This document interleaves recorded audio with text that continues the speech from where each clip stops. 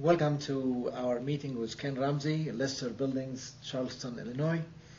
And I know, Ken, that Lester is very strong on safety. OSHA. Right. well, from our manufacturing standpoint, here at our facility, we have looked at. I mean, safety is it just makes good sense. I mean, it keeps everybody from getting injured. From the business standpoint, it's more profitable because you don't have to pay for the liability insurance, you don't have to pay for the downtime, the loss of it, and it helps out. I think as a worker, you're going to generally want to work for some place that looks for a safe workplace. And if I'm injured, my colleagues and mates will get down, and I mean, it affects everybody, I guess. It does, yes, yeah. It can. There are. If you go back to the direct construction side out in the construction industry, a significant serious injury can basically close the doors on a company. So you want to always watch that.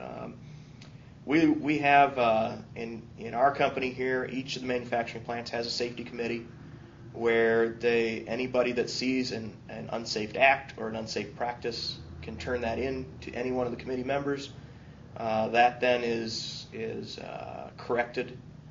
If it's an unsafe act where the employee was doing something wrong, management will bring them aside, saying this is the way it needs to be. This is where you were endangering yourself or others. This is a different way. This is a more safe way to approach that. An unsafe condition, we're going to get that repaired. And then once a month, everybody in the entire plant is brought back together, and we review what some of those unsafe acts were. What some of those conditions were. And of the suggestions that were brought up, the committee has voted on whatever one was the best one to bring up or the most dangerous one. And the guy who brought that up gets a bit of a gift certificate for the Walmart or something here to just kind of encourage folks to keep their eyes open, keep looking for that. Mm-hmm. Everybody's got, once a year this company brings in a truck for the safety shoes. There's an allowance for that. Safety glasses are required, ear protection is required, and generally everybody kind of takes a look at it as they're walking through. What are we going to find? To date, we're up to 1,500 days of no lost time accidents. It's not quite up to the previous record of 2,000 plus days, and that's a number of years. And gets even more amazing when manufacturing-wise, we're going to bring in temporary folks from an employment agency or something here in the area as we ramp up in the summer where we need to go have some more staff in the manufacturing side. And so you have a lot of folks that are not necessarily familiar day in and day out with our operations. So they go through a lot of training initially to begin with. Are you rated by any organization saying that you are safe, so you are better? Your insurance companies give you that type of rating. And so officially, what we are, I'm not sure what it is. We've got to be one of the better up in that area. And as the rates go up, as they look for the training issues, how many folks are trained in CPR and first aid and accident prevention, and how many accidents have you had? How many recordables where they maybe had cut the finger, had to go get the Band-Aid, versus but still kept working, so it wasn't lost time.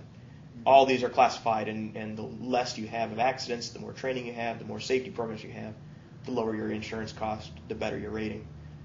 From a construction standpoint, then you start finding, well, in the manufacturing standpoint, we have OSHA regulations as well.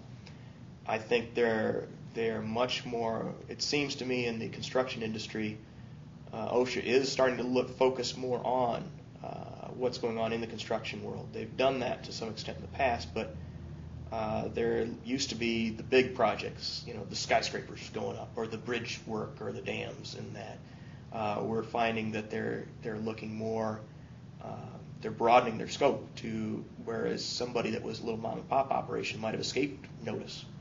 That's not happening anymore.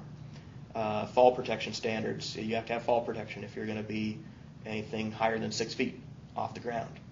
Which, if you think about it, if you're putting a tiling in on an 8-foot ceiling, you have to have some fall protection, which most people, that's a little new. Not a lot of folks are used to it.